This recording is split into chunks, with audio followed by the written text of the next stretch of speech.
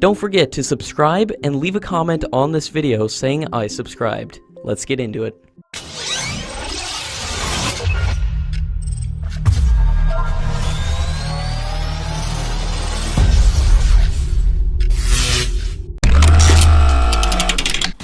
The Defense Minister has said that the negotiations for procurement of 126 Rafale jets under the Congress government fell through, as Hindustan Aeronautics did not have the required capability to produce the jets in India, in collaboration with French company Dassault Aviation.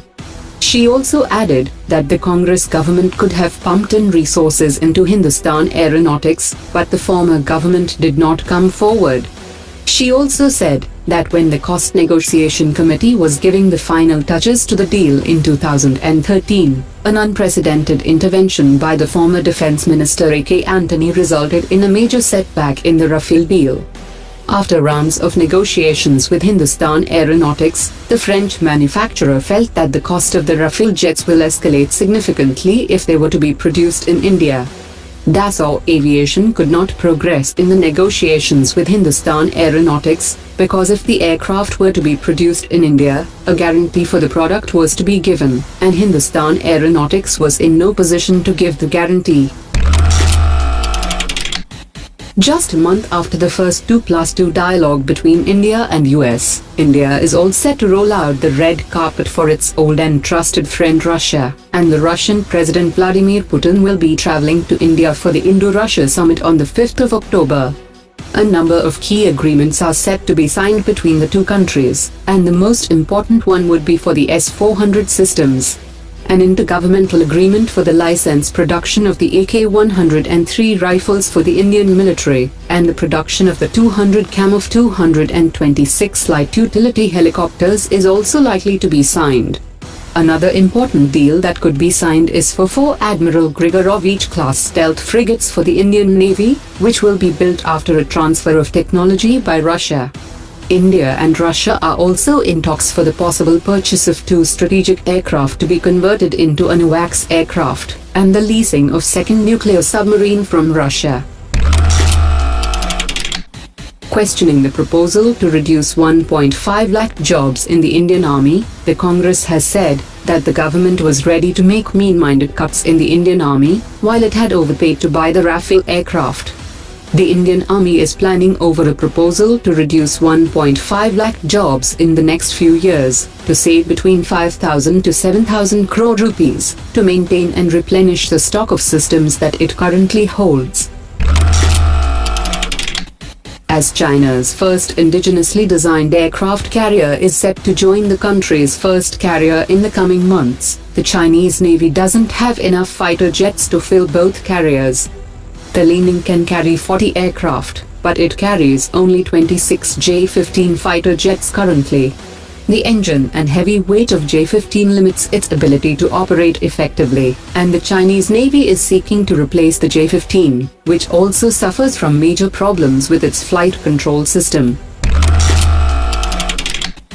According to media reports, the Trump administration has determined to impose fresh set of sanctions on Iran, and also on the countries and entities engaged in business with Iran, and is currently reviewing India's development of the strategically important Chabahar port.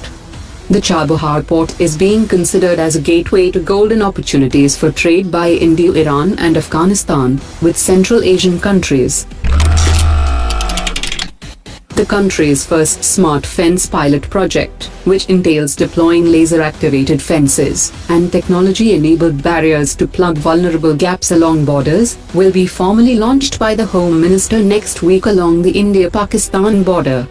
K.K. Sarma, the Director General of the Border Security Force, had said last week that such gadgetry will be deployed along the 2,400 kilometers of India's border with Pakistan and Bangladesh in the future. EYEROV Technologies, an Indian startup company, will hand over its first product to the Defense Research and Development Organization, which is an underwater drone, as the Naval Physical and Oceanographic Laboratory has placed the order for the first commercial remotely operated underwater vehicle. The second Defense Industrial Corridor project will get off the ground with a manufacturing facility to be built by Bharat Electronics Limited. The state cabinet is likely to give its nod for the beginning of the process of land procurement this month, and have already approached 40 top companies from among public and private defense manufacturers for the project. Alice Wells, the Principal Deputy Assistant Secretary of State for South and Central Asia, has said that India has not been able to secure the membership of the Nuclear Suppliers Group because of China's veto, and the US will continue to advocate for India's membership in the elite grouping as it meets all the criteria. According to media reports, China has inducted a sniper platoon in its People's Liberation Army. According to the sources, the new platoon made its first appearance during the recently held exercise of the Western Theatre Command. The People's Liberation Army has also made a plan to induct anti-jamming communication equipment.